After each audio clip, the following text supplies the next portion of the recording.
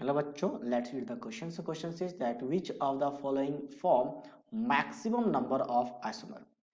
इनमें से कौन सा आइसोमर है जो मैक्सिमम नंबर ऑफ आइसोमर को शो करेगा. बेसिकली हमें ये चेक करना है. सबसे पहले बात तो इनमें तो कहीं भी कोई स्ट्रक्चरल आइसोमर पॉसिबल नहीं है. स्ट्रक्चर के लिए क्या चेक करते हैं हम? लिंकेज. तो लिंकेज के लिए क्या होना चाहिए? Ambidentate ligand. तो कोई एम्बिडेंटेड नहीं है. Secondly ionization. तो आयनाइजेशन के लिए यहाँ पे आयन होना चाहिए, वो आयन भी नहीं है कहीं पे भी. तो आयनाइजेशन में गया.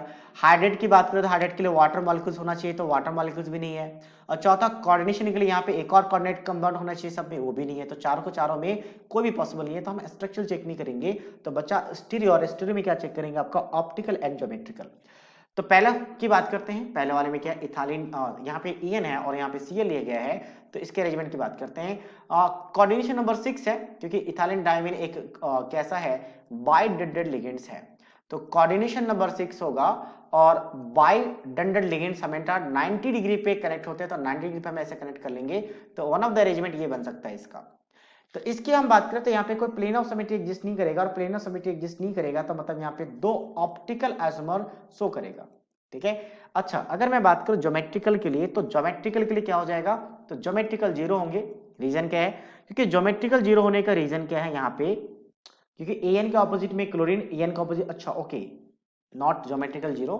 आई guess we are doing some mistake. एक ज्योमेट्रिकल पॉसिबल हो सकता है, एक ज्योमेट्रिकल पॉसिबल हो सकता है. ये फर्स्ट कंपाउंड हो गया. इसका मिरर इमेज को सेकंड कंपाउंड मान लेता है. और थर्ड कंपाउंड क्या है कि अगर मान लो हमने क्लोरीन को अपोजिट में ले लिया तो अरेंजमेंट न्यू बन तो गया. और अरेंजमेंट न्यू बन गया मतलब ये आपके पास ज्योमेट्रिकल, मतलब first and third is a geometrical isomer of each other. तो दो ज्योमेट्रिकल आइसोमर है, दो ऑप्टिकल है, लेकिन टोटल जो स्टेरिक आइसोमर हो गए वो तीन ही होंगे. ऐसा क्यों? क्योंकि ये कॉमन है. एक ये जो फर्स्ट वाला कंपाउंड है वो थर्ड के साथ ज्योमेट्रिकल शो कर रहा है, और फर्स्ट वाला सेकंड के साथ ऑप्टिकल. तो फर्स्ट वाला कंपाउंड कॉमन है, इसलिए टोटल आपके पास कितने आएंगे? तीन ही आएंगे. ठीक है. बी की बात करते हैं. बी में क्या है? बी वाले में, अब बी वाले में यहाँ पे NH5 है, और अगर 5 आ जाए तो प्लेन ऑफ सिमेट्री तो श्योर श्योर बन जाएगा. और प्लेन ऑफ सिमेट्री बन गया तो इसका मतलब आपके पास यहाँ पे ऑप्टिकल आइसोमर बनने की कोई पॉसिबिलिटीज नहीं है.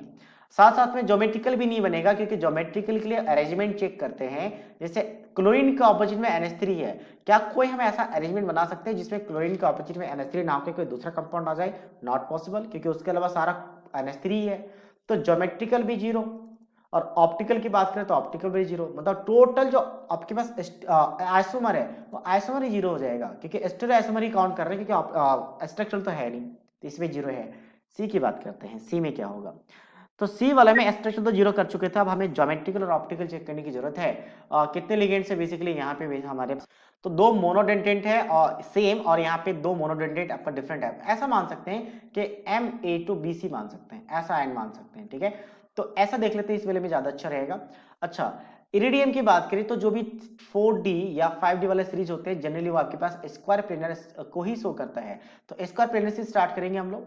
और अगर स्क्वायर प्लेनर की बात करें तो क्या हो सकता है कि ए के ऑपोजिट में ए को रखा और बी के ऑपोजिट में सी को रखा, पहला अरेंजमेंट. दूसरा अरेंजमेंट बन सकता है कि हम ए के ऑपोजिट को बी को रख लें, तो ए के ऑपोजिट में बी आ गया और ए के ऑपोजिट में सी आ गया. बस दो ही पॉसिबिलिटीज है.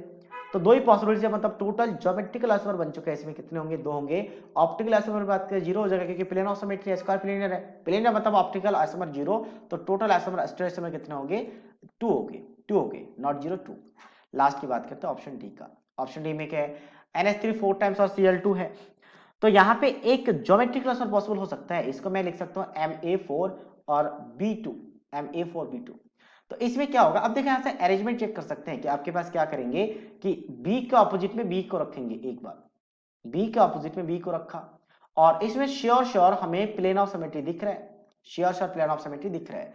और एक बार हम क्या करेंगे कि A के ऑपोजिट में B को रख देंगे, यानी B के ऑपोजिट में A आ गया. तो ये दूसरा अरेंजमेंट बन गया. और बाकी जगह पर हम क्या करेंगे? यहाँ पे B A A और A आ जाएगा. तो यहाँ पे भी प्लेन ऑफ सिमेट्री है. तो टोटल ज्योमेट्रिकल आइसोमर दो आ गए, ऑप्टिकल आइसोमर जीरो है, और स्ट्रक्चर तो जीरो ही थे. तो टोटल स्टेरिक आइसोमर दो हो गए, और जो स्टेरिक आइसोमर है वही टोटल आइसोमर बन जाएगा.